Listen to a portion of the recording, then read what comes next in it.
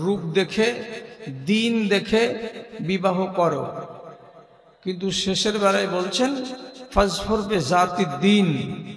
যে মহিলার কাছে রং কম আছে থাক, বংশ তেমন নাম করা নয় তা হোক।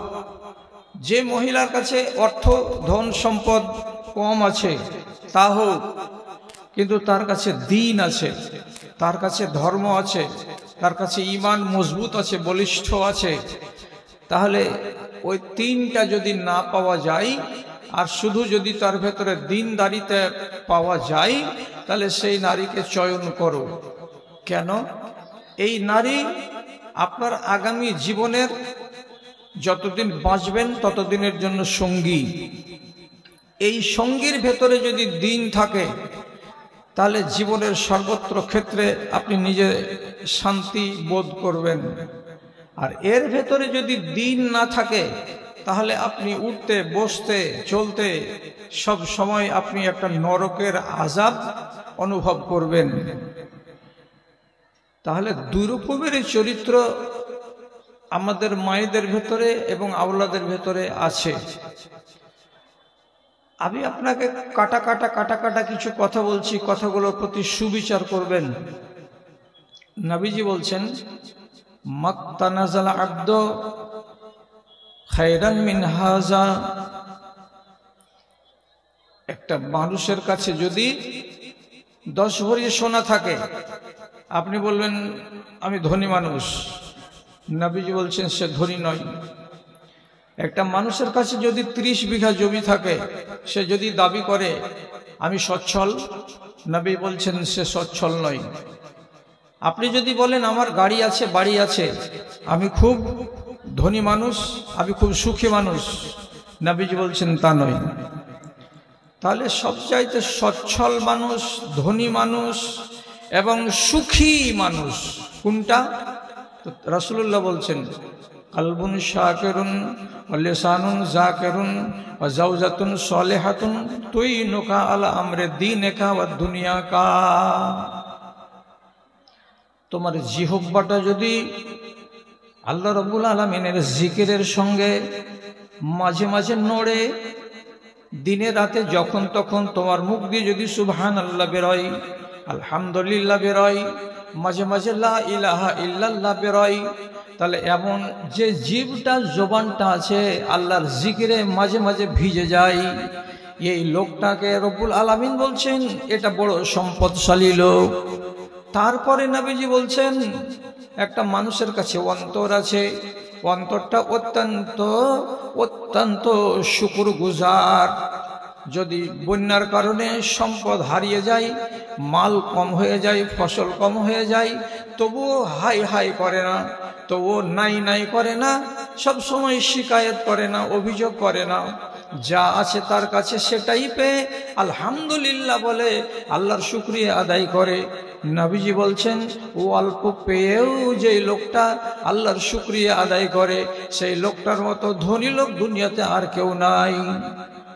3 নম্বরে নবীজি বলছেন যাওজাতুন সালিহাতুন তুইনু আলা আমরি দীনিকা ওয়া দুনিয়াকা।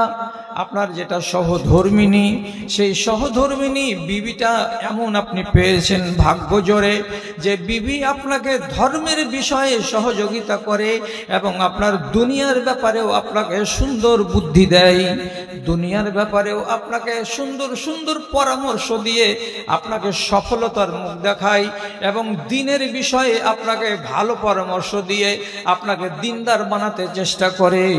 এমন বিবি যদি থাকে, নবীজি বলছেন এই লোকটা হলো সবচাইতে বড় ধনী।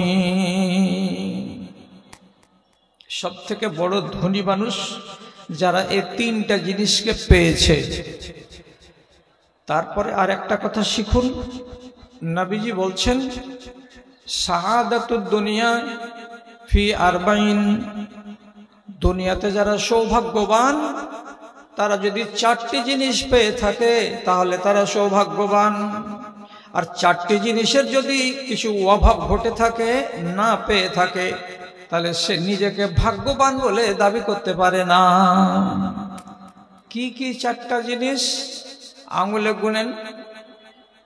আল মারকাবুল হানিয়ো, আল্লাহ তাআলা আপনাকে একটা বাহন দিয়েছেন, আরামদায়ক বাহন। বাহনটা হতে পারে আরব দেশের লোক হতে গেলে একটা উট, যদি ভারতের লোক হয় তাহলে হতে পারে একটা মারুতি কার, হতে পারে আর একটা কিছু বলদের গাড়ি, মহিষের গাড়ি। এরকম একটা আরামদায়ক আপনার কাছে সওয়ারি আছে, একটা ঘোড়া আছে, তাও হতে পারে। এক। 2 নম্বরে নবীজি বলছেন, যেই লোকটার কাছে একটা প্রশস্ত বাড়ি আছে, ঘুচিমুচি কামরা নয়, বড় বড় কামরা, বেটার কামরা আলাদা, বিবির কামরা আলাদা, নিজের কামরা আলাদা, মেহমানের কামরা আলাদা, একটা ডাইনিং স্পেস আছে বড়, সাইডে বাথরুম আছে, গোসলখানা আছে, পায়খানার ঘর আছে, এমন একটা আরামদায়ক যদি বাড়ি থাকে, এটা হলো 2 নম্বর। 3 নম্বরে নবীজি বলছেন, তোমার প্রতিবেশী যদি ভালো হয়, তোমার বাড়ি লাগালাগি আর একটা লোকের যে বাড়ি আছে, সে বাড়িওয়ালাটা সে যদি চরিত্রবান হয়, সে যদি দিনদার হয়, তাহলে ভালো চরিত্রবান সুন্দর পড়োশি হলো 3 নম্বরে থাকা। 4 নম্বরে নবীজি বলছেন, জাওজাতুন সালেহাতুন, আর তোমার ওই সুন্দর সচ্ছল বাড়িতে, প্রশস্ত বাড়ির ভেতরে একটা বিবি আছে, রং তার কালো হতে পারে, সুন্দরী কম হতে পারে, সেগুলো ফ্যাক্টর নয়। আসল কথাটা হলো ওই মহিলা বড্ড দিনদার, বড্ড চরিত্রবান, এবং স্বামী ভক্তি অতি পরিমাণে জানে, এবং কেমনটার নাম দিন আর কোনটার নাম দুনিয়া সেগুলো ভালো বুঝতে পারে, যে সংসারটাকে সুন্দর করে নিয়ে চলে সঙ্গে করে স্বামীর। এই 4খানা গুণ যারা পেয়েছে চোখের সামনে, নবীজি বলছেন এরা দুনিয়ায় কামিয়াব ইনসান, কামিয়াব। তাহলে দুটোই হাদিসের ভেতরে নেক স্ত্রীর কথা বারে বারে আসছে, এটার দিকে একটু ভাবা দরকার। বিশেষ করে আপনাকে ভাবতে হবে যে এমন স্ত্রী যে আপনাকে দিনের বিষয়ে সহযোগিতা করবে আর দুনিয়ার বিষয়েও সহযোগিতা করবে, এইরকম একটা স্ত্রী। আমাকে দিন ধর্মের বিষয়ে সহযোগিতা করবে তো কি দিয়ে? আমি মদখোর হই তো মাঝে মাঝে বলবে, তোমার বেটির ভালো বাড়িতে বিয়ে হবে না, যখনই শুনবে যে তুমি মদখোর, ভালো লোক পালিয়ে যাবে যে মদখোরের বেটিকে নিব না, তুমি একটু হুঁশ করো। এটা হলো ধর্মের বিষয়ে সাহায্য করা। কাকে? স্বামীকে। যদি লোকটা বেনমাজ হয়, তাহলে স্ত্রী বলতে পারে, তোমার চর্চা যদি হয়ে যায় দেশে যে তুমি বেনমাজ, তোমার জানাজাতে কোনো ভালো আলেম আসবে না, তোমাকে মুন্সিকে দিয়ে নামাজ পড়াতে হবে, তাহলে তোমার তকদিরটা কেমন হলো যে মরার কালে একটা ভালো আলেমের তুমি দুয়া পেলে না, তুমি নিজেকে সাবধান করো। তাহলে এইভাবে যে নারী তার স্বামীকে দিনের বিষয়ে পরামর্শ দিতে পারে আর দুনিয়ার বিষয়েও পরামর্শ দিতে পারে, এটা হলো কোয়ালিটির নারী। আর এই নারী যার জীবন সঙ্গিনী, সেই মানুষটা হচ্ছে কামিয়াব। কথার দিকে খেয়াল করুন। এক স্ত্রী তার স্বামীকে বলছে, সারাদিন ব্লক অফিসে ঘুরে ঘুরে সন্ধ্যাবেলায় বাড়ি এলে, হাত পা ধুয়ে খেতে বসলে, খানা খেয়ে নিলে, নমাজ রোজা ঠিকঠাক করে করেছো কি করনি জানি না, 8 ঘন্টা ঘুমাবার পরে ফজরের আজান পড়বে, আমি তোমাকে জাগাবো, ফজরের টাইমে তুমি নমাজ পড়তে যাবে, হাজিরিটা ডবল হবে আল্লাহ তাআলার কাছে, উঠিয়ে দিব কিন্তু আমি বলে দিলাম 4:30টার সময়। পুরুষ রাগ করে বলছে, খবরদার, আমি ক্লান্ত মানুষ, বেলা 8টার আগে আমাকে জাগাবি না, তো তোর দাঁত ভেঙে দেব। স্ত্রী বলছে, এত কথা? তো সকালবেলায় মার্কেট করব, বাজার করব, তো কি দিয়ে করব? তুমি যদি না জাগো তো আমাকে এখন টাকাটা দিয়ে দাও, আমি জাগাতেও যাব না, আর আমি নিজের মনে যেমন করে পারবো বাজার করে দিয়ে তোমার জন্য খানা রেডি রাখবো, 10টার সময় খেয়ে দিয়ে তুমি আবার চলে যাবে তোমার ধান্দাতে।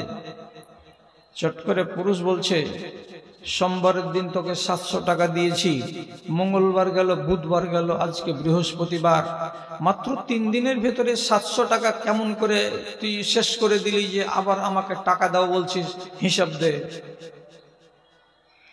স্ত্রী বলছে, তোমাকে অনুরোধ করছি হাতখানাকে উঠাইও না, আমার মুখখান থেকে যে কথাটা বেরুচ্ছে একটু শুনো, তোমাকে অনুরোধ, হাত চালিয়ে দিও না আমার উপরে। কি বলতে চাও? বলছে দিনে রাতে 12 রাকাত সুন্নতে মুআক্কাদা, দিনে রাতে 17 রাকাত হলো ফরজ নামাজ, টোটাল কত রাকাত হলো? 29 রাকাত। 1 রাকাত হলো বেতরের নামাজ, টোটাল কত হলো? 30 রাকাত। 30 রাকাত নামাজে কটা সেজদা হয়? 60 খানা সেজদা হয়। একটা সাজদা ইবলিস শয়তান অস্বীকার করার কারণে তার কপালে ঝাঁটা মেরে দিয়েছেন আল্লাহ রাব্বুল আলামিন। তার নাম হলো আরবিতে রাজিম, মানে তুমি ঝাঁটাখোর। একটা সেজদাকে হজম করার কারণে সে যদি রাজিম মানে ঝাঁটাখোর হয়ে যায়, তাহলে 60 খানা সেজদাকে হজম করে দেওয়াতে তোমার নাম কি হবে? তুমি আমাকে লিখে জানাও, তোমার হিসাব কি হবে? তোমার নিজের হিসাবটা আমাকে দাও না, কিয়ামতের দিন তোমাকে তো হিসাবের জন্য দাঁড়াতে হবে। মুখখান শাক ফ্যাকাশে করে দিয়েছে, নিচু করে দিয়ে বলছে খুব ঝামেলাতে ফেলে দিলি রে, যে দুনিয়ার ঝামেলাকে পারবে, আখেরাতের ঝামেলাকে পারবে না। অতএব আমার কাছে 700 টাকার হিসাব চাইছিলে, কিয়ামতের দিন আল্লাহ রাব্বুল আলামিন তোমার কাছে 24 ঘন্টার যদি হিসাব চাই তো তোমার পা ফেঁসে যাবে, উঠবে না। আর স্ত্রীর কথা শুনে এত জোর ধাক্কা লাগলো যে বলছে যে দেখ, তুই আমাকে আমার চোখটা খুলে দিলি, আগামী দিন থেকে নিজেকে সোজা পথে চালাবো, তার চেষ্টা করব। তুইও একটু চেষ্টা করিস, আমিও চেষ্টা করব। তাহলে একটা নারী তার ভেতরে কতটা যোগ্যতা আছে যে বিভ্রান্ত পথের পথিক স্বামীকে সোজা পথে নিয়ে আসতে পারে, এই যোগ্যতাটা আল্লাহ রাব্বুল আলামিন তাদেরকে দিয়েছেন। আর একটা কথা মাথায় রাখবেন, ও যদি সলেহা না হয়, নেক না হয়, আপনাকে জ্বালিয়ে পুড়িয়ে আপনার এই দুনিয়াটাকে জাহান্নামের নমুনা বানিয়ে দেবে। রাসূলুল্লাহ নিজে বলছেন, মা রাআইতু মিন নাকিসাতি আকলিন ওয়া দীনিন আযহাবা বিলুব্বির রাজুলিল হাজিমি। আক্কেলের দিক দিয়ে কম, ধর্মের দিক দিয়ে কম। কারা? তো নারী জাতেরা। তার মানে 6 দিন যদি তার ঋতু হয়, তাহলে 6 দিন নামাজ পড়বে না, 6 দিন রোজা রাখবে না, তাহলে ধর্মের দিক দিয়ে সে হলো কম। বুদ্ধির দিক দিয়েও রব্বুল আলামিন তাদেরকে কম করেছেন, অথচ মাথাতে বুদ্ধি কম আছে আর ইবাদতের বিষয়ে তারা কম আছে। তথাপি আপনার মতো একটা মগজওয়ালা মানুষকে, আপনার মতো একটা জ্ঞানী গুণী বিবেকবান মানুষকে সাথে সাথে ফাঁসিয়ে দিতে পারে, খালে ভরে দিতে পারে, আপনার জীবনকে কালি করে দিতে পারে।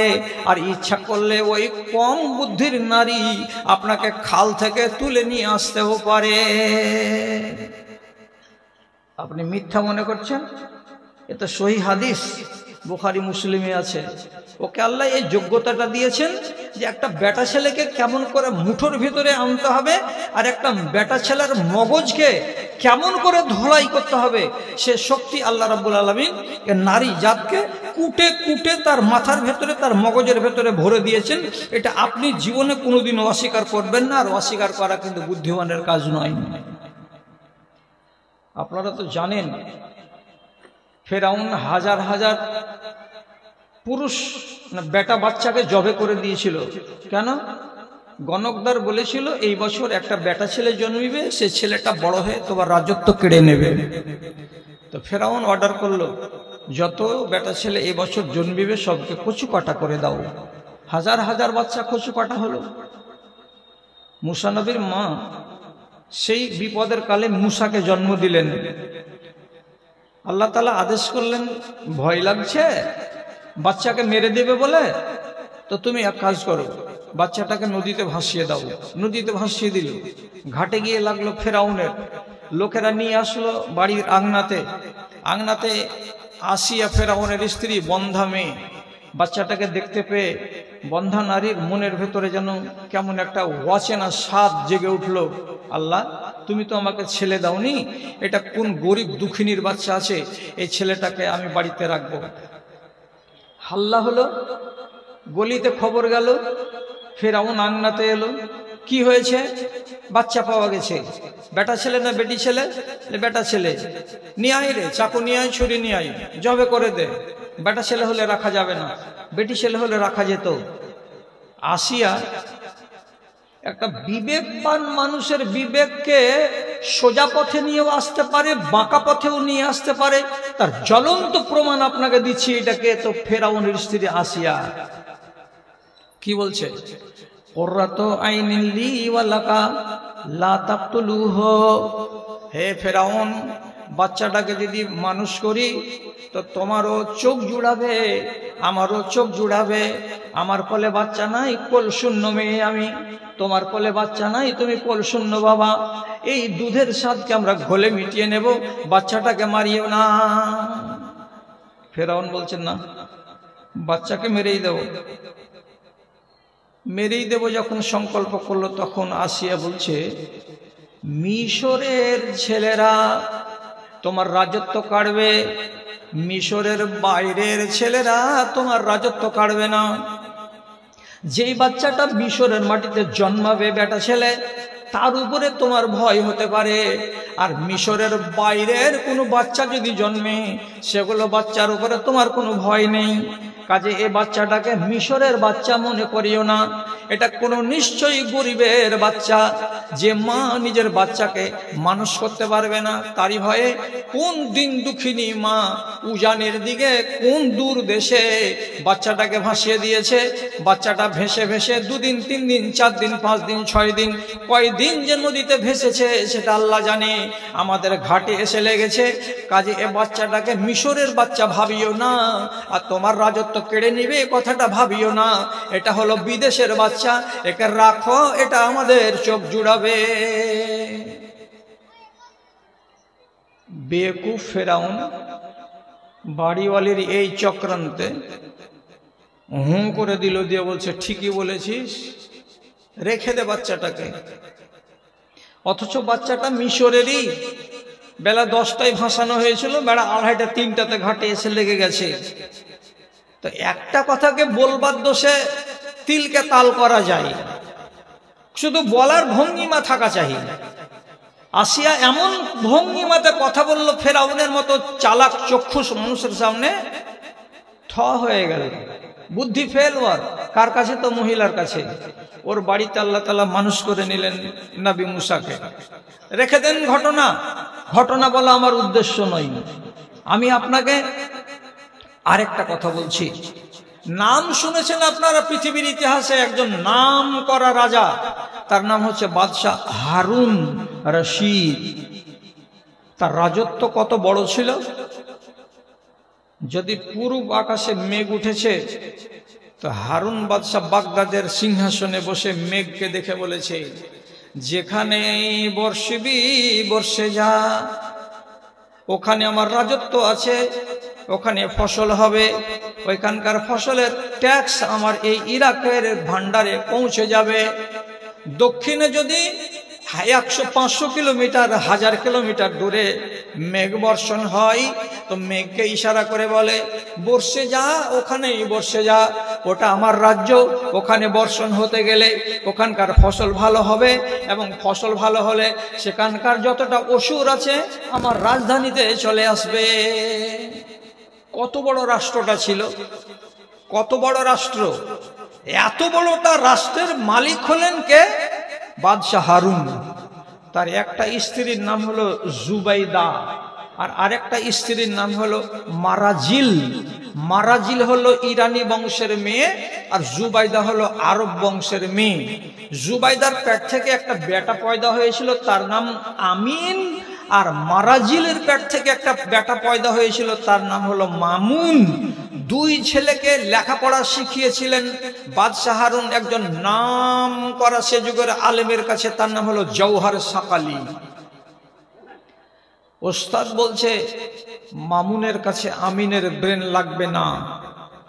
মামুন অতি তীক্ষ্ণ ছেলে, সব বিষয়ে সে আগে আগে আগে আগে।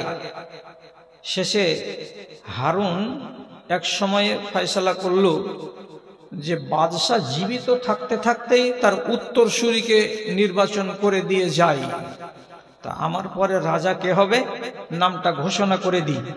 একদিন সংসদে ঘোষণা করে দিলেন বাদশাহ হারুন যে আমার মরার পরে আমার ছেলে মামুন খলিফা হবে, এখন সে হলো যুবরাজ। খবর চলে গেল জুবাইদার কাছে।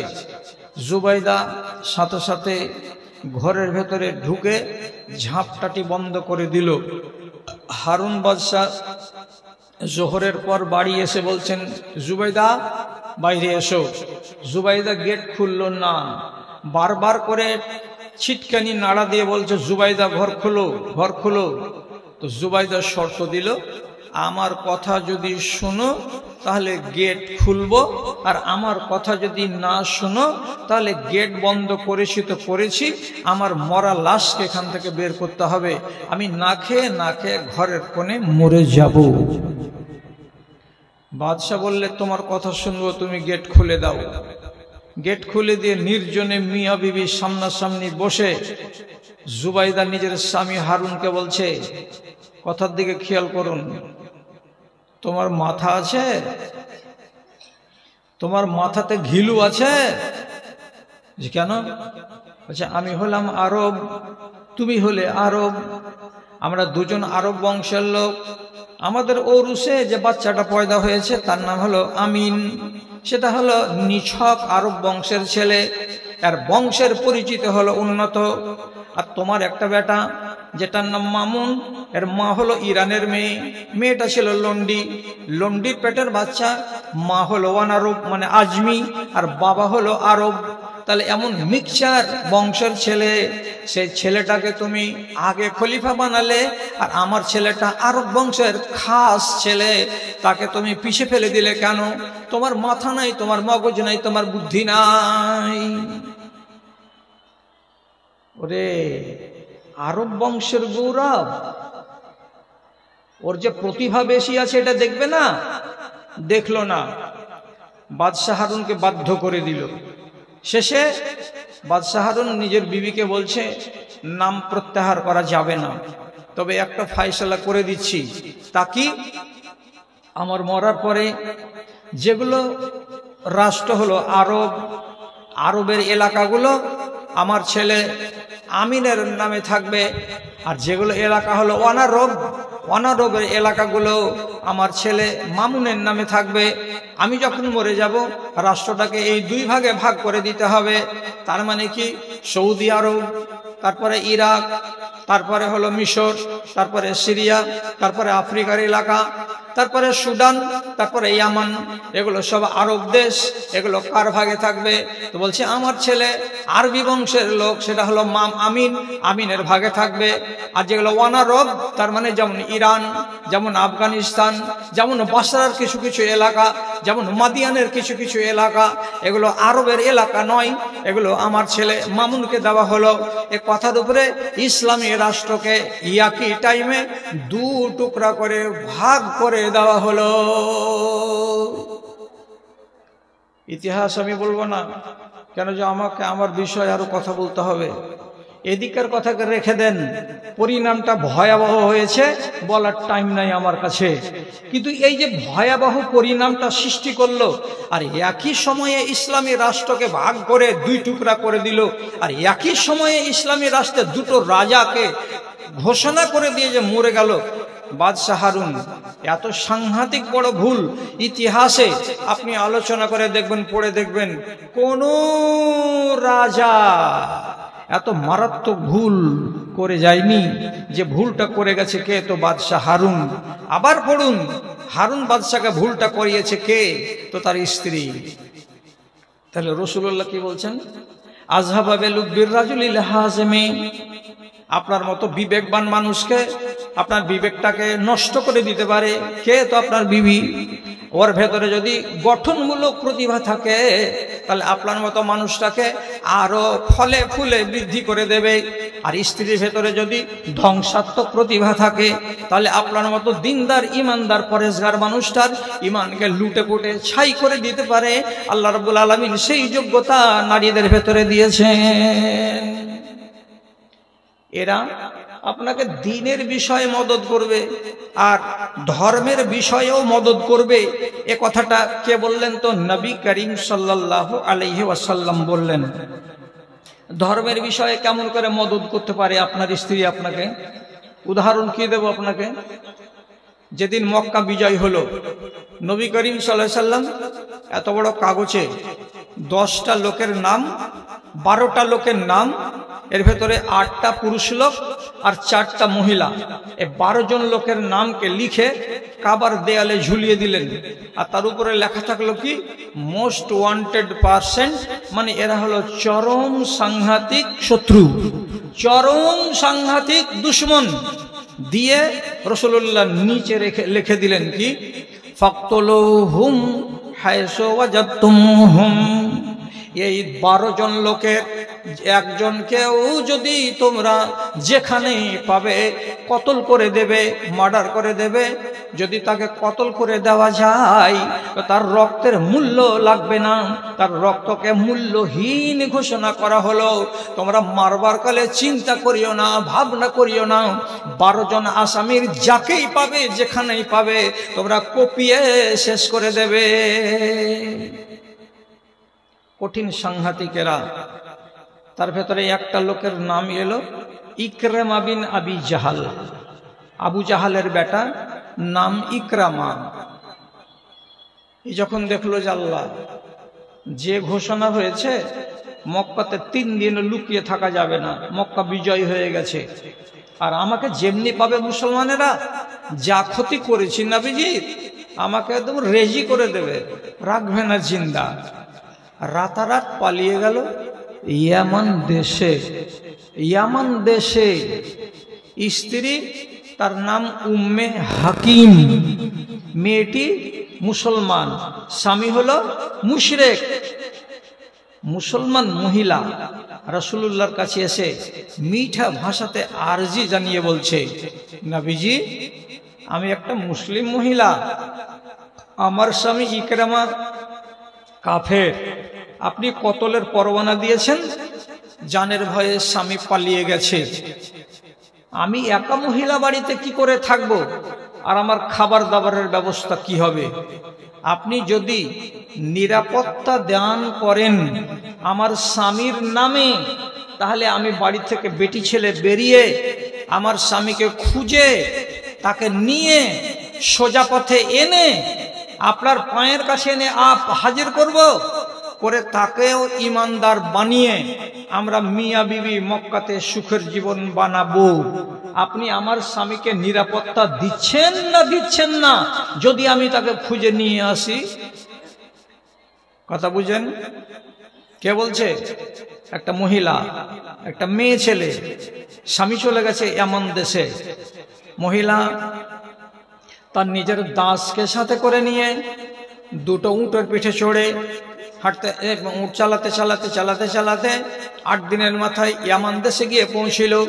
যেখানে যেখানে চৌরাহায় মানুষের জটলা দেখতে পাওয়া যায়, সেখানে গিয়ে ওই মহিলা আওয়াজ দিয়ে বলে, আইয়ুহান নাস হাল ফিকুম ইকরামা।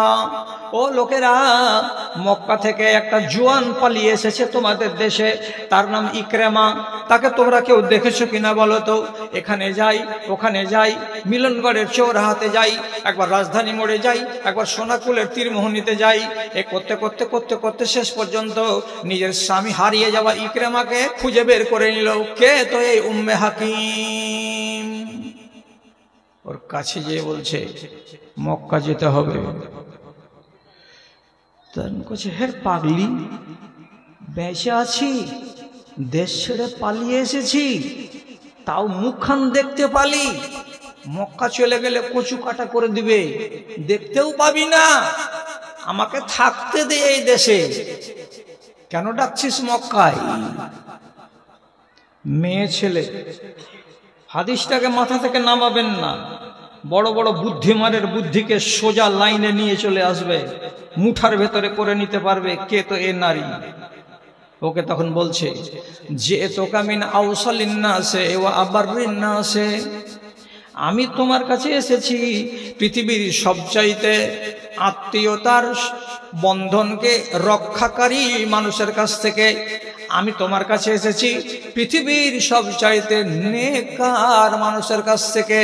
ওকাদ আখাযতু লাকাল আমনা, আমি তোমার জন্য ওই পবিত্র ব্যক্তি নবী মুহাম্মাদের কাছ থেকে নিরাপত্তা আদায় করে নিয়েছি। তোমাকে নিয়ে যদি মক্কা যাই তাহলে কোনো মানুষ, কোনো মায়ের লাল তোমাকে মারতে পারবে না, কেন যে নবীজি আমাকে নিরাপত্তা দিয়েছেন। স্বামী বলছে বেটি ছেলে হয়ে এত বড় কাজ কেমন করে করলে রে? যে হ্যাঁ আমি করেছি, চলো তোমাকে যেতে হবে। ফিরে আসতো না সহজে, মাঝখানে একটা ঘটনা ঘটে গেছিল।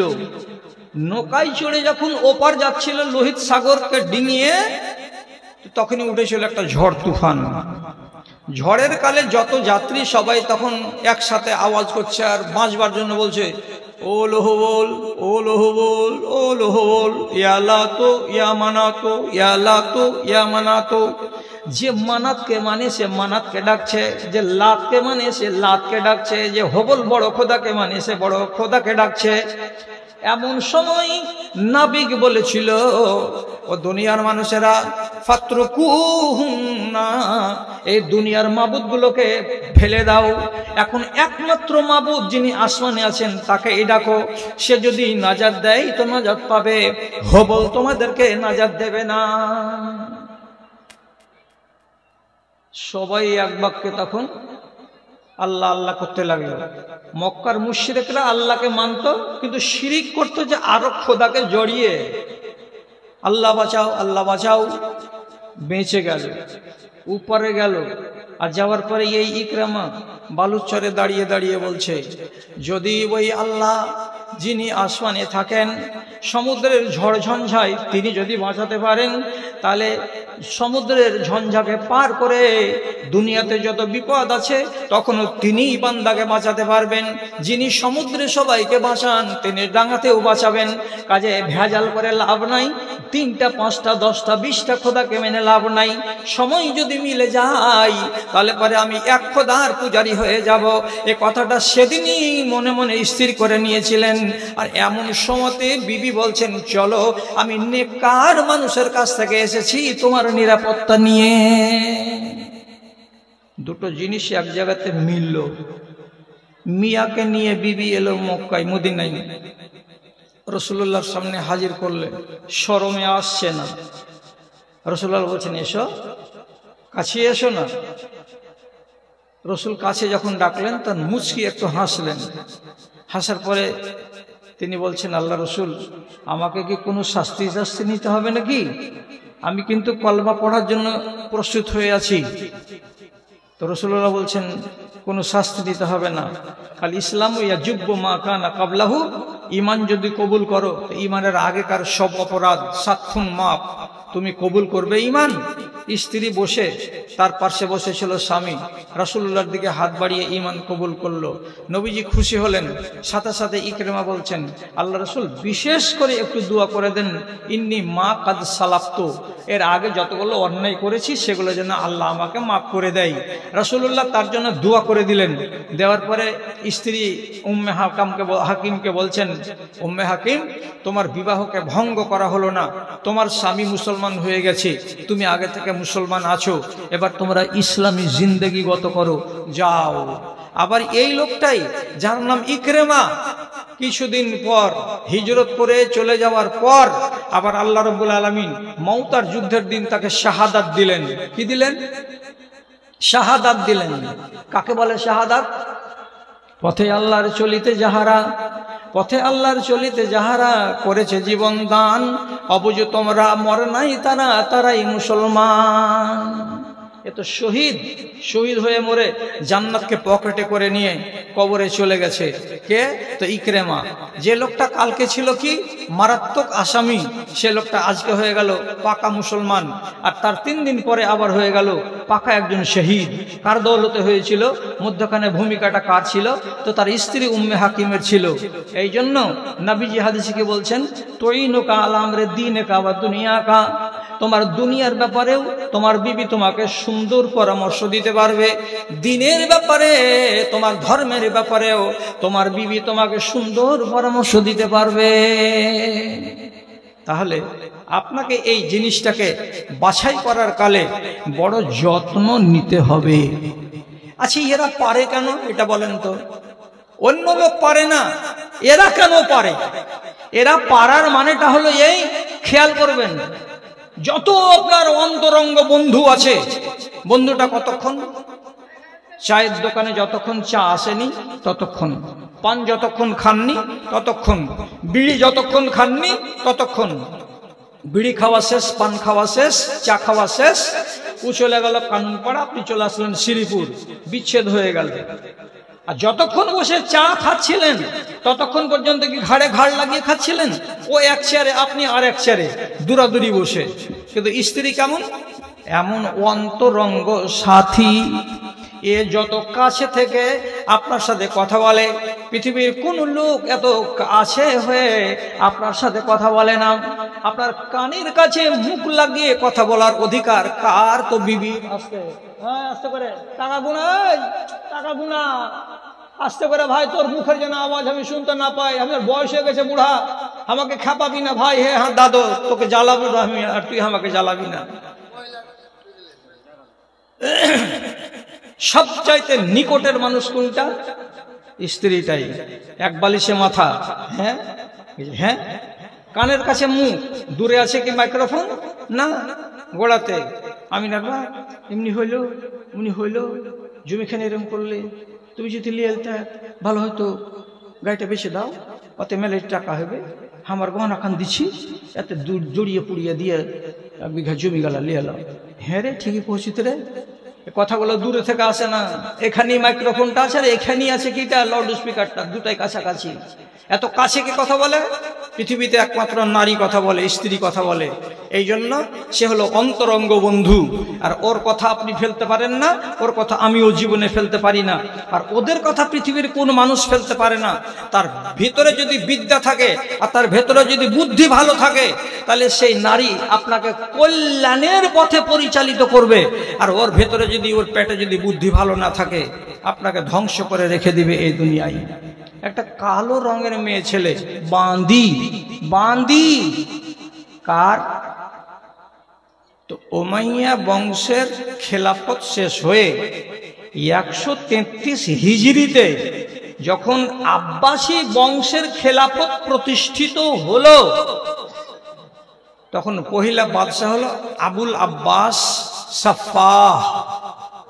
এ রাজা, এই যে গত বংশটা চলে গেল উমাইয়া বংশ, এদের উপরে কত রাগ, যে অর্ডার করলো কি, যে যেগুলো বড় বড় নেতা 10 বছর 15 বছর আগে মারা গেছে, ওদের কবর থেকে হাড়কে তুলে আনো, আর বাড়ির সামনে জমা করো, আর জমা করে হাড়ে আগুন লাগাও।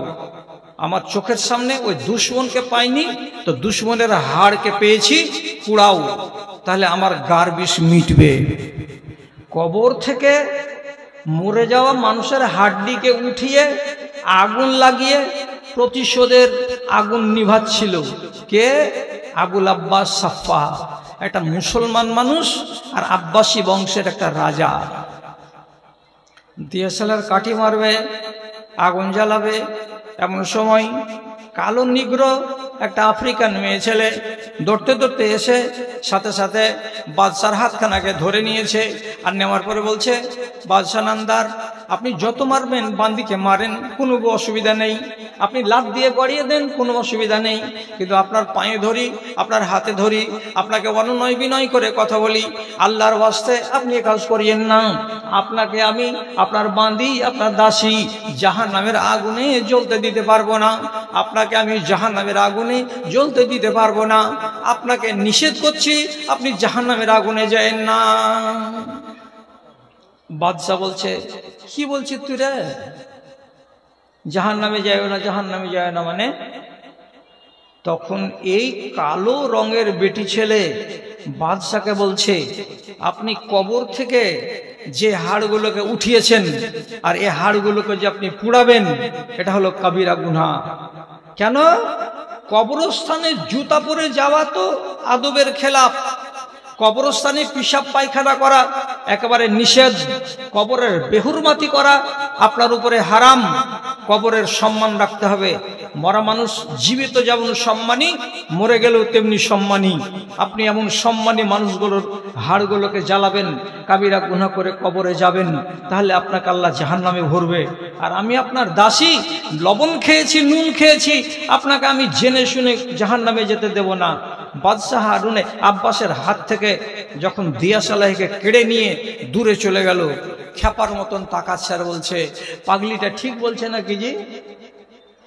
আমাদের পাগলিটা কি ঠিক বলছে? বলছে, হ্যাঁ, আপনার বাড়ির দাসী বাঁধি, চামড়াটা কালো, রংটা কালো, অথচ কথাটা তার কিন্তু আলো। ঠিকই বলেছে যে আপনি একটা মরা মানুষের হাড়কে কিসের জন্য জ্বালাতে যাবেন? বিদ্যা ছিল। একটা এত বড় মানুষ যে রাষ্ট্রীয় ক্ষমতাকে হাতে নিতে পেরেছে, যার কাছে এতগুলো জ্ঞান আছে, কিন্তু ওই জ্ঞানটা ছিল না। জ্ঞানটাকে দিল কে? একটা মেয়ে ছেলে মানুষ তার কাছ থেকে পাওয়া গেল। এটা কেমন সাহায্য? এটা দ্বীনের বিষয়ে সাহায্য করলো। এটা ওর বিবি নয়, এটা বাইরের স্ত্রী, কিন্তু স্ত্রীর ভেতরে, নারী জাতির ভেতরে এই যোগ্যতাটা আছে যে আপনাকে সৎ কাজে কি করতে পারে? সে সাহায্য সহযোগিতা করতে পারে। ভাইজান, যদি বুঝতে পারেন দ্বীনের বিষয়, যদি বুঝতে পারেন দুনিয়ার বিষয়, তাহলে আপনাকে আলাদা আলাদা করে বুঝিয়ে বুঝিয়ে দিচ্ছি। কথাগুলোকে উল্টো পাল্টা করে দিবেন না। আমি একটা কথা বলি, হযরত আবু বকর সিদ্দিক রাদিয়াল্লাহু তাআলা আনহু একদিন মদিনার মসজিদে খুতবা দিলেন। খুতবা দিতে দিতে বলছেন, ফালিয়াতে এবেলা সাদাকাতে, ও যেগুলো মদিনার আমাদের সরকারি রাখাল আছো, সরকারি রাখালগুলোকে বলছি, বাবারে, আমাদের যেগুলো সাদকার উট আছে, কোনগুলো হরদমনগরের মাঠে চড়ছে, কোনগুলো রাঙ্গাইপুরের মাঠে চড়ছে, কোনগুলো এদিকে উত্তর দিকে জালালপুরের মাঠে চড়ছে, যতগুলো উট আছে সাদকার, সব উটগুলোকে আগামীকাল বেলা 10টার সময় হাজির করে দাও। নুকাসসিমুহা বাইনাল ফুকারা ওয়াল মুহাজিরিন। আমি এই উটগুলোকে যত যত ফকির মিসকিন আছে, অভাবী লোক আছে, তাদের ভেতরে দুটা একটা করে বন্টন করে দেব। সাদকার উটগুলোকে জমিয়ে রেখে দেওয়াটা লাভ হবে না। কালকে নিয়ে আসবে, সব উটগুলোকে এক মাঠে হাজির করো। সব উটগুলোকে বড় মাঠে, মাদ্রাসার যেমন গ্রাউন্ড এত বড় এরকম, আর তার পাশেকার মাঠ মিলিয়ে যেখানে 1000, 2000, 4000, 5000 উট দাঁড়াতে পারবে, এই জায়গাতে তোমরা উটটিকে হাজির করে দাও। কাদের ভেতরে বিতরণ হবে? গরিব দুঃখীদের ভেতরে বিতরণ হবে। খবরটা গেল কার কাছে গেল? সব গরিবের কাছে গেল। মোটামুটি এক গরিব বাড়িতে গেছে, যে নিজের বিবিকে বলছে, আমিনার মা, খুব ভালো খবর আছে। কি ভালো খবর জি? তো বলছে, আগামীকালকে সাদকার উটগুলোকে বন্টন করা হবে। তো আমরা তো গরিব মানুষ, আশা করা যায় যে একটা না একটা উট আমাদের ভাগে আসবেই। তুমি কি বলো? তোমার মনটা কি বলে? এত উট যখন আসবে সাদকার, আমি পাবো না একটা? আমরা পাবো না? গরিব মানুষের একটা আশা। রাত গত হলো, সকাল হলো। সকাল যখন হয়েছে, তখন স্ত্রী ওকে এখানে 3 হাত লম্বা ইরাক বৃক্ষের একটা লাঠি, এতখানি মোটা, কিংবা খেজুরের ডাল ওর হাতে ধরিয়ে দিয়েছে স্বামীর। আর দেওয়ার পরে বলছে, খোজাহাজাল খেতামা, লাআল্লাল্লাহু ইয়ারযুকুনা আল ইয়াউম ইবলান। স্বামী লাঠিখানাকে হাতে করো, আর হাতে করে তুমি এবার মসজিদের নববীর দিকে যাও। তুমি খালি হাতে কেন টান টান টান টান করে হেঁটে চলে যাচ্ছ? ঘাড়ে গামছা চাপিয়ে নিয়েছো, আর কিছুই কেন হাতে করলে না? আমি তোমার বিবি বলছি লাঠিখানাকে হাতে করে যাও। কি করব লাঠি নিয়ে গিয়ে? তখন বলছে লাআল্লাল্লাহু ইয়ারযুকুনা ইবলান, হতে পারে আল্লাহ রাব্বুল আলামিন আজকে আমাদের নসিবে একটা উট দান করবেন, হতে পারে দুটা উট আমাদের ভাগ্যে আসতে পারে। তো যদি উট দেয় তাহলে উটটাকে হাঁকাবার জন্য তো একটা লাঠি লাগবে, বিনা লাঠিতে উটটাকে তো হাঁকিয়ে বাড়ি আনা যাবে না। তার জন্য এই লাঠিখানা তোমার হাতে তুলে দিলাম, এটাকে নিয়ে তুমি ময়দানে যাও। এ তো সোজা খেপা ছিল, বুদ্ধি দিয়ে তাকে খাড়া করলো কে? তো তার স্ত্রী। এবার লাঠিটাকে নিল, আর নেওয়ার পরে হাঁটতে হাঁটতে হাঁটতে হাঁটতে মদিনা মসজিদের পাশে যে মাঠে জড়ো হয়েছে সব উটগুলো, সেখানে হাজির। তো নিজেকে সামলাতে না পেরে যে জায়গাটাতে ঢোকা নিষেধ, ওই এলাকার ভিতরে উনি গিয়ে ঢুকে গেছেন। তারপর ফালতাফাতা ইলাইহে আবু বকরিন, ওর দিকে তাকিয়ে দেখলেন আবু বকর, আর দেখার পরে জিজ্ঞেস করে বলছেন কাইফা দাখালতা? বাঁশের বেড়া দেওয়া আছে, মানুষকে নিষেধ করা আছে, এদিকে তোমরা আসবে না। ইল্লা বিইজনে না, তবে যাকে ডাকবো সেখানে আসবে। তোমার নাম ধরে ডাকিনি, তার আগে তুমি এই জায়গাতে কেমন করে চলে আসলে? এই কথাটা মনটাতে একটু উল্টা হলো। তার জন্য আবু বকর সিদ্দিক করলেন কি, তার হাতে লাঠি ছিল যেটা তার ব্যবহারের লাঠি, লাঠিটা তুলে লোকটার পিঠের উপরে সপাত করে একটা বাড়ি মেরে দিলেন। যেমনি বাড়ি খেয়ে নেওয়া, মনে মনে বলছে স্ত্রী আমাকে লাঠি দিয়েছে যে আজ একটা উঁট ভাগে পাবো, আর এখানে পাল্টা লাঠির আঘাত খেলাম, উঁট তাহলে মনে হয় পাবো না, মেয়ের খেয়েই বাড়ি যেতে হবে। 7-5 ভাবনা ভাবছেন। ঠিক এমন সময় 10টা মিনিট গত হয়নি, আবু বকর সিদ্দিক আবার এগিয়ে এলেন লোকটার কাছে। আসার পরে বলছেন, ওই বাবা শোনো, তোমাকে আমি 10 মিনিট আগে এক লাঠির বাড়ি মেরেছিলাম। জি মেরেছিলেন। হাজরা তোমার দাঁড়িয়ে পার্শ্বেই। তো আবু বকর সিদ্দিক ওকে বলছেন ইত্তাসে মিন্নি, এই নাও আমার হাতের লাঠিটা, আমার লাঠি তোমার হাতে দিচ্ছি, লাঠিখানাকে হাতে করো। আর করার পরে তোমাকে যত জোরে আমি মেরেছিলাম ঠিক অতটা আইডিয়া করে আমার পিঠের উপরে একটা আঘাত করে দাও, তাহলে শোধ হয়ে যাবে। আমি তোমাকে মেরেছি, এটা ঠিক মারিনি, অন্যায় মারা হয়েছে আমার। আবু বকর বলছেন, হাজরত তোমার বলছেন না, লাঠি নিচে করেন। এইভাবে একটা আদনা লোক যদি খলিফাতুল মুসলিমিনকে মারে তাহলে একটা খারাপ মেসেজ যাবে। সুতরাং মায়ের দিকটাকে বাদ দিয়ে অন্য কোনো পথ করেন, ওটা আমি মেনে নেব, কিন্তু একটা সাধারণ পাবলিক বদলা নিবে খলিফার কাছে মেরে, এইটা কিন্তু মানা যাবে না, নাহলে এটা অভ্যাসে পরিণত হয়ে যাবে। আপনি কি বলছেন? আবু বকর তখন হযরত উমরের দিকে এরকম করে মুখ তুলে বলছেন, মাল্লি ফিয়াউমিন ইয়াকুমুল মিজান। আপনি যে বলছেন আমাকে ওই লোকটাকে মারতে হবে না আমার পিঠে, অন্য পথে আমি যাব, তাহলে এই লোকটাই যদি কিয়ামতের দিন বাদী হয়ে যায়, তাহলে সেদিন আমার পাশে কে দাঁড়াবে? আপনি কি দাঁড়াবেন আমাকে বাঁচাবার জন্য? আর কোনো লোক কি দাঁড়াবে আমাকে বাঁচাবার জন্য? কিয়ামতের দিন আমাকে বাঁচাবার জন্য কেউ দাঁড়াবে না। সুতরাং আমার নিজের মশলা নিজেকেই হল করে নিতে হবে। অতএব আমি যাকে যেটা বলেছি সেটাই সে করুক। হযরত উমর বলছেন, না না না, এটা করিয়েন না, এর বিনিময়ে লোকটা গরিব আছে, তাকে কিছু দান ধ্যান করে দেন, তাহলে তার কাজ দেবে। এক লাঠি মেরে দিয়ে তার কোনো লাভ হবে না। আবু বকর সিদ্দিক আমার গোলামাহু, নিজের চাকরটা চাকরটাকে ডাকলেন, ডাকার পরে বলছেন, এই চাকর বাড়ির দিকে যাও। আর যাওয়ার পরে তিনি বলছেন, আসো, আমার যেটা সওয়ারি, আমি যার উপরে চড়ে এখানে সেখানে যাই, আমার উটটাকে এখানে নিয়ে আসো। ফাজাবে ইবিলহি ও বেদিরহামিন, দিরহাম নিয়ে আসলো, ওয়া কাতিফাতিন, একটা কম্বল নিয়ে আসলো। কম্বলটা 5টা দিরহাম এবং একটা উট এই গরিব লোকটার সামনে তুলে দিয়ে তার হাতে দেওয়ার পরে আবু বকর বলছেন, তোমাকে আমি এক বাড়ি মেরেছিলাম, তার বিনিময়ে আমি যে ভুল করেছি, তোমাকে 5টা দিরহাম দিলাম, আর এই কম্বলখানা দিলাম, আর একটা তোমাকে উট দিলাম, এটা আমার, এবং সাদাকার উট থেকে তোমাকে একটা উট দেওয়া হবে, তুমি 2খানা উট নিয়ে আজকে বাড়ি যাবে, তুমি আমার উপরে কোনো দাবি রাখিও না। এদিকটা দরকার ছিল না বলার, আপনার মনটা খালি আঁচে পাঁচে করবে যে পরে কি হলো আর না হলো জানতে পারলাম না। আমি শুধু গোড়াখালে যেতে চাইছি, কি স্ত্রী যদি জ্ঞানী হয়, গুণী হয়, আপনাকে ধর্মের বিষয়ে সাহায্য করবে। স্ত্রী যদি জ্ঞানী গুণী না হয়, তাহলে আপনাকে ধর্মের বিষয়ে সাহায্য করবে না, এবং দিনের বিষয় বাদ দিয়ে দুনিয়ার বিষয়েও আপনাকে সাহায্য করতে পারবে না।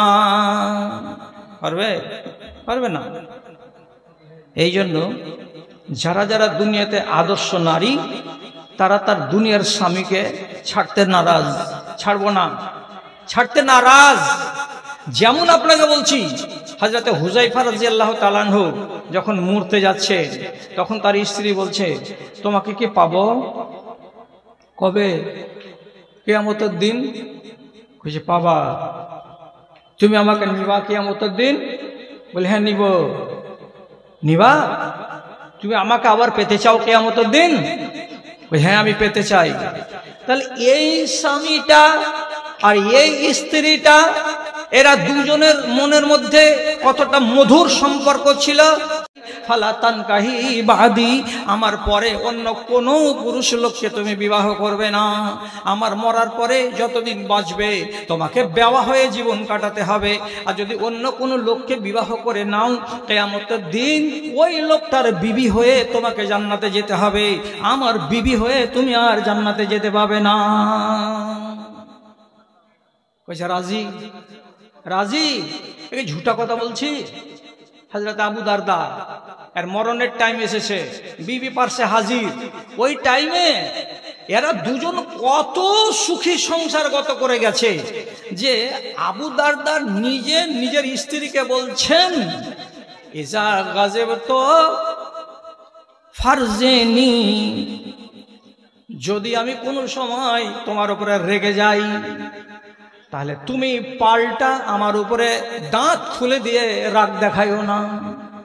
আমি যখন রেগে যাব, তখন তুমি মাথাটাকে ঠান্ডা করে রেখে আমাকে মানিয়ে নেওয়ার চেষ্টা করবে।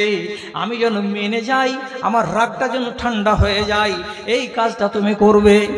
আমি যদি রেগে যাই আর আমার মুখের ভাষা যদি একটু কড়া হয়ে যায়, আমার চোখ যদি লাল হয়ে যায়, আর তুমি বিবি হয়ে যদি আবার পাল্টা আমার উপরে আর লাল চোখ করে তাকাও আর কড়া কড়া করে কথা বলো, তাহলে একটা রশিকে যত মজবুত হোক না কেন, দুই দিক থেকে টানতে গেলে রশিটা ছিঁড়ে যেতে পারে। আর একদিকে টান দেবে আর একজন যদি ঢিল দেয়, কিয়ামত পর্যন্ত রশিটাকে টানলেও ছিঁড়বে না। তার জন্য বিবি তোমাকে বলছি, আমি যদি রেগে যাই তো তুমি আমাকে রাজি করে নেবে, তুমি আমাকে রাজি করে নেবে। এখন আচ্ছা, আলহামদুলিল্লাহ। হ্যাঁ, হাজী আব্দুল সত্তার সাহেবের ছেলে এটা। আচ্ছা, আলহামদুলিল্লাহ। কত টাকা আলো মায়েদের পক্ষ থেকে? 60,000 টাকা। আচ্ছা, বলছি তো কথাটা খালি একটু শেষ করে নি। বলছে, আমি যখন রেগে যাব তুমি আমাকে রাজি করে নিও। আর তুমি যখন রেগে যাবে, কোনোদিন তুমিও তো রেগে যেতে পারো আমার উপরে, তো সেদিন আমিও পাল্টা রাখবো না যে দিব গালে একটা চড়, বেটি ছেলে হয়ে স্বামীর উপরে রাগ দেখাচ্ছিস, মানে ওটা কথা বলবো না। কি বলবো আমি? আমার রাগের বেলায় তুমি যেমন আমাকে মানিয়ে নেবে, তোমার রাগের বেলায় আমি তোমাকে মানিয়ে নেব, তাহলে হবে সুখের সংসার। দুজনের এত সুখের সংসার ছিল। মরবার কালে স্ত্রী নিজের স্বামীকে বলছে, কিয়ামতের দিন আমি তোমাকে স্বামী বলে পেতে চাই। হ্যাঁ, কয়টা বলছে? মহিলাদের পক্ষ থেকে 600 টাকা। তো আমার স্নেহবর একটা সম্মানী মানুষ, আল্লাহ তাআলা আপনাদের এলাকাতে একে তৈরি করেছেন, আমিনুদ্দিন ফায়েজি। আমার নিয়তে ছিল অন্য কিছু বলার, তো বলছে এই এলাকার মা বোনেরা এই বছর যেটা টাকা দিয়েছে, তো ভাদু মাদ্রাসার টাকা এর কাছে ফেল আছে, এত টাকা মা খালারা দিয়েছে। তো ওরা দাবি করেছে যে কিছু এমন ওয়াজ আপনারা আমাদেরকে শোনান যেটা আমাদের কেন্দ্রিক হয়, মানে মহিলা কেন্দ্রিক ওয়াজ শোনাতে হবে।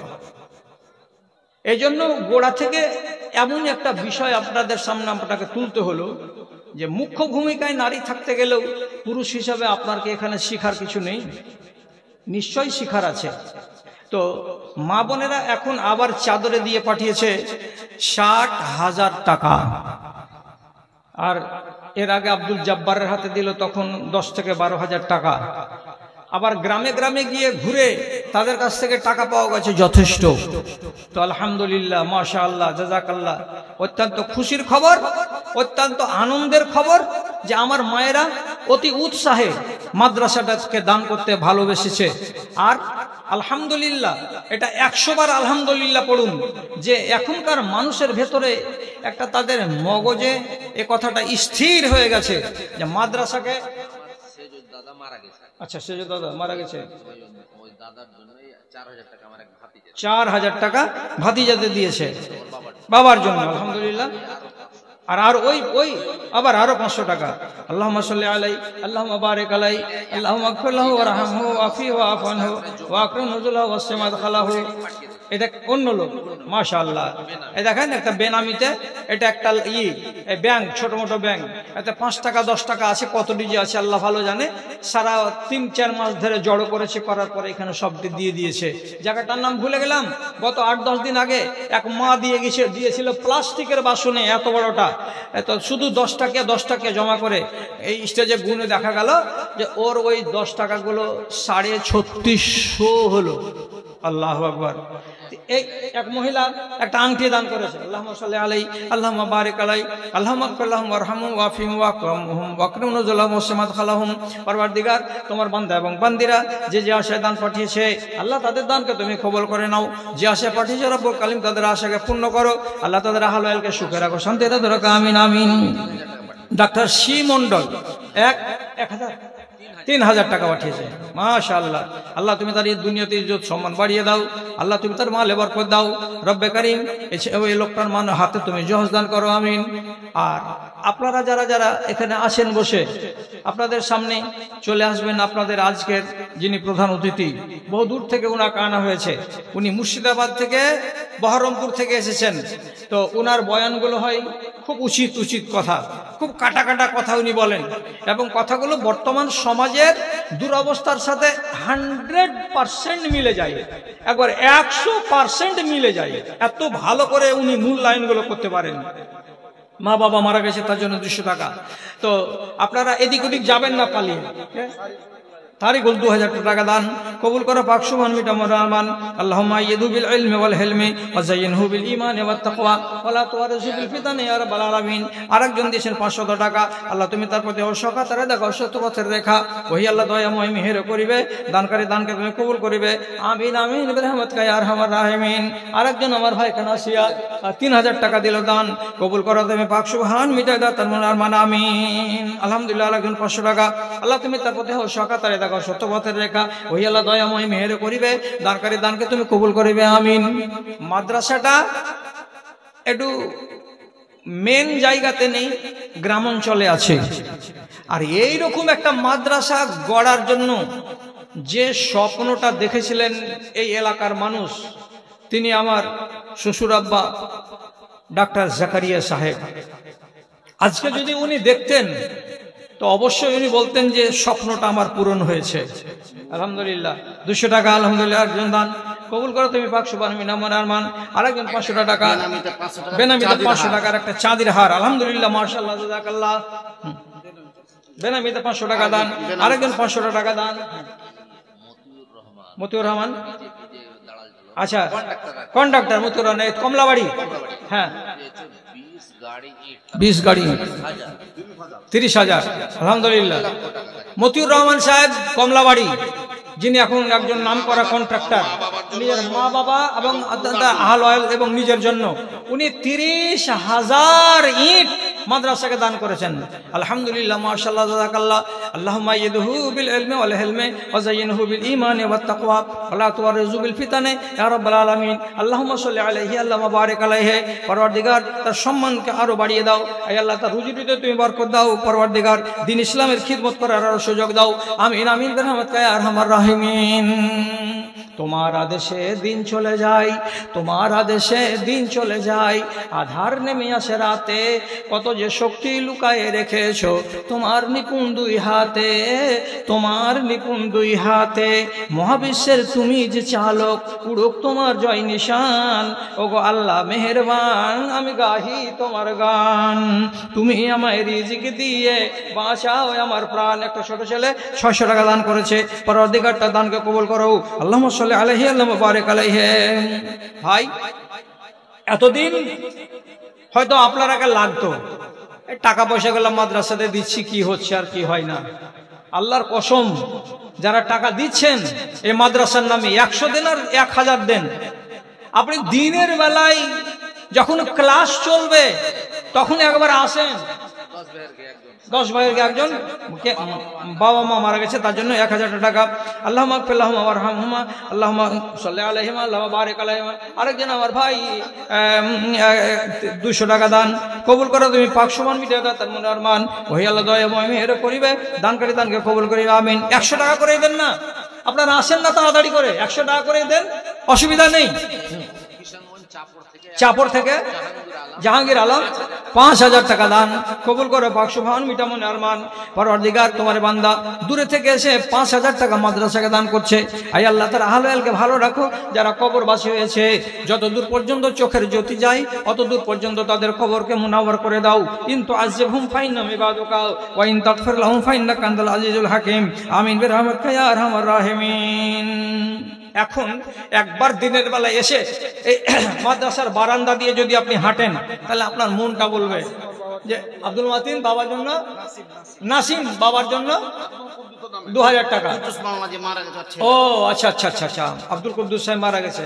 আল্লাহ তুমি তার দরজা বুলন্দ করিও। আয় আল্লাহ, তার তুমি গুনাহ খাতা যদি থেকে থাকে আল্লাহ তুমি সেগুলোকে তুমি মার্জনা করে দিও। বড় নেক মানুষ দুনিয়াতে ছিল, কবরে চলে গেছে। আরেকজন আমার ভাই 120 টাকা, আমার ভাই আরেকজন বাবাজি 500 টাকা দান কবুল করো, পাক সুবহান মিটামন আরমান। দেরি করেন না মোটে, তাড়াতাড়ি বক্তাকে আনবো। এবং আমরা ওই রকম অন্যান্য জায়গার মতো সারা রাত ধরে এই করে ঘ্যান চালাও এই করে জালসা হবে না। যেমনি টাইম হয়ে যাবে একদম সাথে বন্ধ, এতে যত যাহা কিছু হয়ে যাবে হয়ে যাক। বাবা মারা গেছে, তার জন্য একজন 1000 টাকা। আল্লাহুম্মা গফির লাহু ওয়ারহামহু, আল্লাহুম্মা আইয়িদহু বিল ইলমি ওয়াল হিলমি ওয়া যায়্যিনহু বিল ঈমানি ওয়াত তাকওয়া ওয়া লা তুওয়াররিজু বিল ফিতানি ইয়া রাব্বাল আলামিন, আমিন। একবার মাদ্রাসার বারান্দা দিয়ে হাঁটেন আর এই মাদ্রাসার মসজিদে এসে একবার এক ওয়াক্তের নামাজ আপনি পড়েন, আপনার মনটা জুড়িয়ে যাবে। আপনি বলবেন না, মাদ্রাসার পয়সা একটা কানা কড়ি, একটা লাল, একটা এনপি, একটা নয়া এদিক ওদিক হয় না। এখন আলহামদুলিল্লাহ এমন মানুষ আপনাদের এলাকাতে জন্মগ্রহণ করেছে। দেখেন তো কি হালাত। আমি কতকাল পরে আজকে মাগরিবের নামাজ পড়লাম গ্রামের জুমা মসজিদে। আমি চিনতে পারি না যে এটা শ্রীপুর গ্রামের জুমা মসজিদ। কত আলিশান আর কত সুন্দর মসজিদ তৈরি করা হয়েছে। মাদ্রাসা হয়েছে, মসজিদও হয়েছে। কার দ্বারাই হয়েছে? কোন একটা লোককে আল্লাহ রাব্বুল আলামিন ওয়াসিলা বানিয়েছেন, আর আপনারা দেশবাসী গ্রামের লোক উদার মনে উদার চিত্তে পয়সাগুলোকে দিচ্ছেন, আর তা থেকে এগুলো নির্মাণ হচ্ছে। যতক্ষণ পর্যন্ত দেশের মধ্যে দেশের লোক না হবে ততক্ষণ পর্যন্ত দেশের উন্নতি হয় না।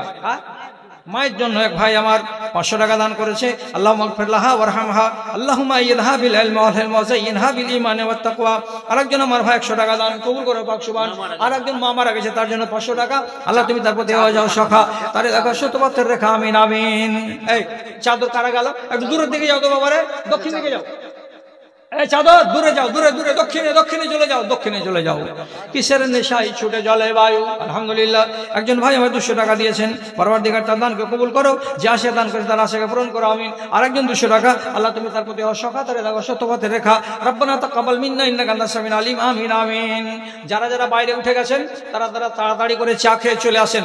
ঘড়ির দিকে তাকান, 12:30 বাজতে এখন কয়টা মিনিট মাত্র দেরি আছে। 12:30 বলছে, 10:30 হতে গেলেই আপনাদের প্রধান বক্তাকে স্টেজে নিয়ে আসা হবে ইনশাআল্লাহ। অতএব এদিক ওদিকে সময় নষ্ট করিয়েন না, আর বিশৃঙ্খলা সৃষ্টি করিয়েন না।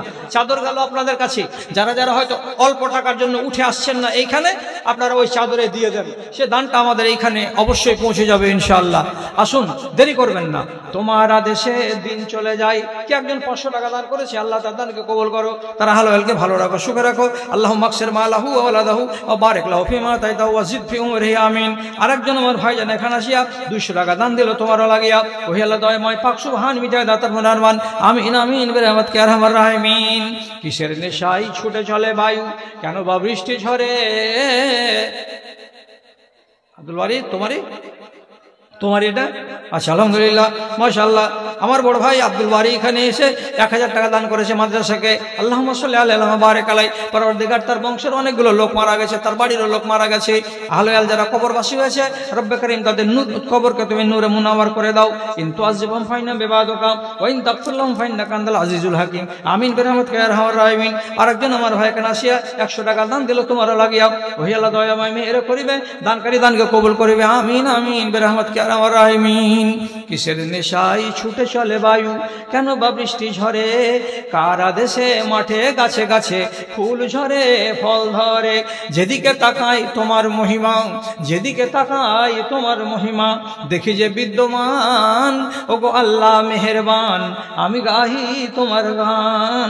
তুমি আমায় রিজিক দিয়ে বাঁচাও আমার প্রাণ, গো আল্লাহ বাঁচাও আমার প্রাণ। মাদ্রাসার উন্নতি যেমন নির্মাণ কল্পে হয়েছে, তেমনি এই মাদ্রাসার একটা সুনাম আছে, এখানকার লেখাপড়াগুলো ভালো, আরো ভালো হোক আমরা চাইছি। এবং আরো ভালো করতে হলে আপনাদেরও সলা পরামর্শের দরকার আছে। আসবেন মাঝে সাঝে, দেখবেন, পরামর্শ দিবেন। মাদ্রাসাটার সুনাম সুখ্যাতি যেন এদিক ওদিকে চারিদিকে ছড়িয়ে যায়। যতদূর পর্যন্ত লেখাপড়া হচ্ছে, এই লেখাপড়াটা যেন হয় একবারে ঠোস মজবুত লেখাপড়া। মানে বহু মানুষ জিজ্ঞেস করে আমাদেরকে যে একটা ছেলেকে ভর্তি করব, কোথায় করব গো, কোন জায়গাতে ভর্তি করব। তো যারা অল্প বয়সের ছেলে, যারা হয়তো প্রাইমারি স্টেজে পড়বে কিংবা 5-6-এ ভর্তি হবে, এরকম বয়সের যেগুলো ছেলে, তখন 5 বার করে ভাবি কোথায় বলবো, কোথায় যেতে বলবো, ভাদুতে বলবো, কাতলামারিতে বলবো, দামাইপুরে বলবো। ওইগুলো হলো বড় বড় ছেলেদের জন্য মাদ্রাসা। আর যেটা প্রাইমারি স্টেজ কিংবা আপার প্রাইমারি স্টেজের মাদ্রাসা, সেইগুলো নজরে পড়ে না যে কার নামটা উচ্চারণ করব, যে এখানকার লেখাপড়া বড্ড ভালো।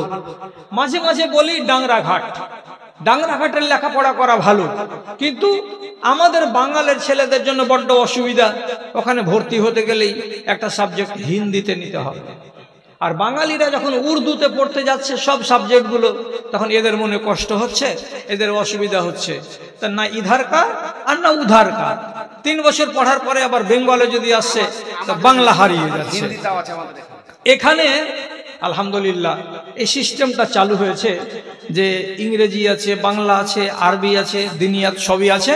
সেই সাথে সাথে কোনো কোনো ক্লাসে আবার হিন্দিও রাখা হয়েছে, কেন যে হিন্দিটা হচ্ছে রাষ্ট্রীয় ভাষা। এই ভাষাটাকে অল্প করে শিখে রাখা আমাদের দরকার। তো এখন আমরা নির্বিঘ্নে বলতে পারবো, নিশ্চিন্তে বলতে পারবো আগামী দিনে যে ছেলে কোথায় ভর্তি করবো গো, তাহলে বলে দিব যে যাও, চলে যাও শ্রীপুর মাহাদুত জামিয়াতুত তালিম দ্বীনী, এখানে গিয়ে ছেলে ভর্তি করো। আলহামদুলিল্লাহ, ছোট একটা বাচ্চা ছেলে কোথা থেকে এসে 1000 টাকা দান করেছে। পরওয়ারদিগার যে আশা দান করেছে তার আশাকে পূরণ করো। আরেকজন ছোট ছেলে 500 টাকা দান করেছে, আল্লাহ তাদের দানকে তুমি কবুল করে নাও। আল্লাহুম্মা গফির লাহুম ওয়ারহামহুম ওয়াফিহিম ওয়াফু আনহুম ওয়াকরিম নুজুলাহুম, আমিন আমিন বিরহমাতিকা ইয়া আরহামার রাহিমিন। আরেকজন 200 টাকা, আল্লাহ তুমি তার প্রতি সখাতারে রাখো, সত্যপথের রেখা। রব্বানা তাকাব্বাল মিন্না ইন্নাকা আনতাস সামিউল আলিম, আমিন আমিন।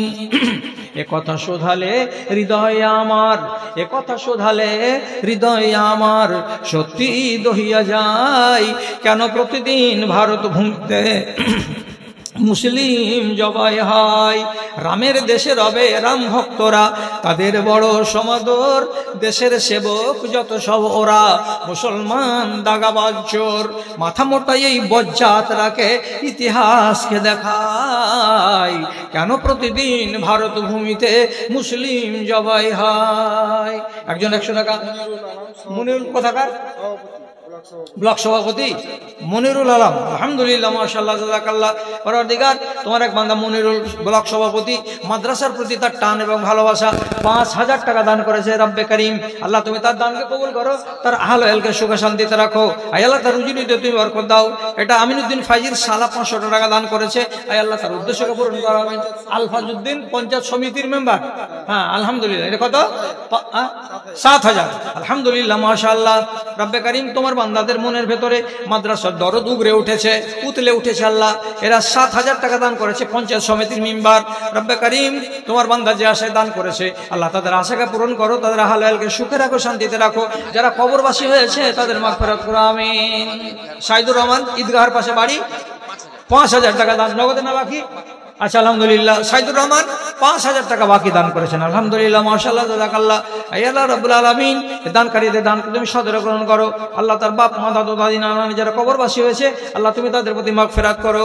আল্লাহ যত দূর পর্যন্ত চোখের জ্যোতি যায় অত দূর পর্যন্ত কবরকে প্রশস্ত করে দাও। ইন তুআযিবুম ফাইন্নাহুম ইবাদুকা ওয়া ইন তাগফির লাহুম ফাইন্নাকা আনতাল আজিজুল হাকীম। রব্বানা তাকাব্বাল মিন্না ইন্নাকা আনতাস সামিউল আলিম। আমিন আমিন বিরহমাতিকা ইয়া আরহামার রাহিমিন। কেন প্রতিদিন ভারত ভূমিতে মুসলিম জবাই হয়? স্বাধীনতা নিতে দেশের মাটিতে রক্ত দিয়েছি ঢালি, স্বাধীনতা নিতে দেশের মাটিতে রক্ত দিয়েছি ঢালি। খঞ্জর হাতে শহীদ হলো টিপু, তোপ খেলো শওকত আলী, তোপ খেলো শওকত আলী। তবে কোন মুখে বলো পাকিস্তান যেতে, তবে কোন মুখে বলো পাকিস্তান যেতে? তোমরা কি যাবে লঙ্কায়? কেন প্রতিদিন ভারত ভূমিতে মুসলিম জবাই হয়? কেন প্রতিদিন ভারত ভূমিতে মুসলিম জবাই হয়? এ কথা শোধালে হৃদয় আমার, এ কথা শোধালে হৃদয় আমার সত্যি দহিয়া যায়। কেন প্রতিদিন ভারত ভূমিতে মুসলিম জবাই হয়? বক্তা সাহেবকে খবর করা হয়েছে, বক্তাকে খবর করা হয়েছে। আচ্ছা, তো কাননপাড়ার এক বলের ছেলে 1000 টাকা। কাননপাড়ার এক বলের ছেলে কত টাকা? 1000 টাকা। আচ্ছা, আসসালামু আলাইকুম। কথা হলে যাই যে ডেলিগেট এখন 100 টাকা তো পাওয়া যাচ্ছে, যারা ইচ্ছুক তারা ডেলিগেট নিয়ে খেতে পারেন। আর কেউ যদি দান দিতে চান ফোন পে নম্বরে, তো তবুও আপনারা দিতে পারেন, অসুবিধা নেই। ফোন পে নাম্বারটা এখানে ওখানে নাই, যেখানে সেখানে লটকানো। ওই ইয়াতে দেওয়া আছে, ডেলিগেটের ওখানে। ও, ডেলিগেটের ওখানে দেওয়া আছে। এখানে একটা গেটের কাছে দেওয়াটা দরকার ছিল, ফোন পে ওই কাগজগুলো একটা জেরক্স করে নিয়ে। তো যাই হোক, তো ভালো লাগলো আপনাদের স্থিরভাবে বসে থাকা। আর যা কিছুই বলছিলাম সেগুলোর প্রতি আপনি যে একটুখানি সমর্থন দিয়েছেন চুপচাপ বসে বসে, এটাতে আমি অন্ততপক্ষে মনে মনে আনন্দিত বোধ করছি যে আমার প্রতি আপনাদের 4 আনা 6 আনা 8 আনা যেটাই হোক ভালোবাসাটুকু আছে। এবং আমি খুব মোহাব্বতের সাথে মিলনগড় স্টেশনের এই পারে যতগুলো জায়গাতে ডাক পাই আমি যাওয়ার চেষ্টা করি, এবং এই এলাকার লোকের একটা সুন্দর গুণ দেখি যে যতক্ষণ আমি কথা বলি ততক্ষণ ওনারা স্থির মনে কথাগুলোকে শোনেন। তো একটা মানুষকে, কথাটা খেয়াল করবেন, একটা বক্তাকে ভালো বক্তা হতে গেলে ভালো শ্রোতা সামনে থাকা দরকার। তাছাড়া ভালো হওয়া যায় না। আপনি যদি কথাগুলোকে অনুধাবন করেন ঠিক, এবং এগুলো কথা আপনার মনে রেখাপাত করে, আর আপনার মনের ভেতরে যদি এর প্রতিফলন কিছুটা অনুভব করতে পারা যায়, তাহলে বুঝতে পারা যাবে কি যে যা বলছি সে কথাগুলো শ্রোতাবর্গের কাছে মন্দ ঠেকে না, এরা ভালোভাবেই সেগুলোকে নিচ্ছে। তার প্রথম নম্বর পরিচয় হলো নীরব হয়ে শ্রবণ করা, এক। আর 2 নম্বর সভার ভেতরে বিশৃঙ্খলা সৃষ্টি না করা। দুটোই জিনিস আপনাদের এইখানে দেখতে পাচ্ছি, প্রতিবারই পাচ্ছি। তো যাক, আলহামদুলিল্লাহ, এই জজবা আপনাদের ভেতরে থাক, আমি আল্লাহর কাছে এই কামনা করছি। এবং আপনাদের মাদ্রাসার প্রতি মায়া, মমতা, দরদ, মোহাব্বত আরো বৃদ্ধি পাক, এ কথাটা আমি মনে মনে আল্লাহর কাছে দোয়া করছি। সেই সাথে সাথে একটা আনন্দের কথা, এক সময়ে শুনতাম যে ভাদো মাদ্রাসা, কাতলামারি মাদ্রাসা, ওদের 20 লাখ টাকা আদায় হলো, ওদের 25 লাখ টাকা আদায় হলো। তো শুনে একটু ঈর্ষা হতো। আর মনে মনে এইখানকার যখন আদায়ের কথা শুনতাম, তখন নিজে নিজে দুঃখিত হতাম যে এত বড় এই এলাকাটা, যে 8খানা 10খানা গ্রামের মধ্যে এই প্রতিষ্ঠানটা, তো এদের দানগুলো 10,000 এক্সিড করছে, 10 লাখ এক্সিড করছে না কেন? তো আলহামদুলিল্লাহ, এখন বড্ড খুশির খবর, ওই অঙ্কটা শেষের বেলায় জালসা কমিটি শোনাবেন। তা আমি শুনে নিয়েছি এর আগে, যেটা সন্তোষজনক, একদম সন্তোষজনক দান আপনারা করেছেন, সেটা কমিটির কাছে জমা হয়েছে, ফাইনাল হিসাব এখনো হয়নি। আচ্ছা, মহিলা মহল থেকে অনেকটি কথা এসেছে। তো রোজির মা, সুলতানার মা, বুশরার মা, আমিরার মা, ফাতেমার মা, যারা যারা দিয়েছেন, আপনাদের নামগুলো এখানে আর মনে নেই। তাহলে এখানে মোটামুটি 7 থেকে 8খানা, 6খানা 7খানা কথা এসেছে, আপনারা দিয়েছেন। আপনাদের দান এখানে এসে গেছে, আপনাদের দানকে কমিটি স্বীকার করে নিয়েছে। আল্লাহ রাব্বুল আলামিনের কাছে আরজি, আপনাদের এই একটা একটা করে আঙুলে ফুড়ে ফুড়ে ফুড়ে ফুড়ে ফোড় তোলা সুজনি, এটাকে যেন আল্লাহ তাআলা আপনার আমলের খাতাতে সঞ্চিত করে দেন। এর জারিয়াতে আপনাদের যেগুলো আহালয়াল কবরবাসী হয়েছে, তাদের জন্য রুহের মাগফিরাত হয়, আল্লাহ তাআলার কাছে সেটাও আরজি রাখছি। আপনারাও কামিয়াব হন, আপনাদের পরিবারের লোকেরাও কামিয়াব হোক। আল্লাহ রাব্বুল আলামিন সবার জন্য আমাদের কামিয়াবি লিপিবদ্ধ করে দেন, এটাই দোয়া, এটাই কামনা, এটাই বাসনা। তারপর এবার আপনাদের কাছ থেকে আমার চলে যাওয়ার পালা। এখন 2-4টা মিনিটের জন্য কে একটা লোক একটু আগে বলছিল যে আমি একটা নাশিদ শোনাবো, তো ওই লোকটা যদি থাকে তো তাহলে তুমি ভাই 5 মিনিটের জন্য নাশিদটা শোনাও। এবার আমি স্টেজ খালি করে দিচ্ছি, চলে যাচ্ছি। আপনারা যারা যারা দূরে আছেন তারা এসে পড়েন, ইনশাআল্লাহ কয়েক মিনিট পরে পরবর্তী বক্তা চলে আসছেন। বেয়াদবি মাফ। আসসালামু আলাইকুম ওয়া রাহমাতুল্লাহি ওয়া বারাকাতুহু।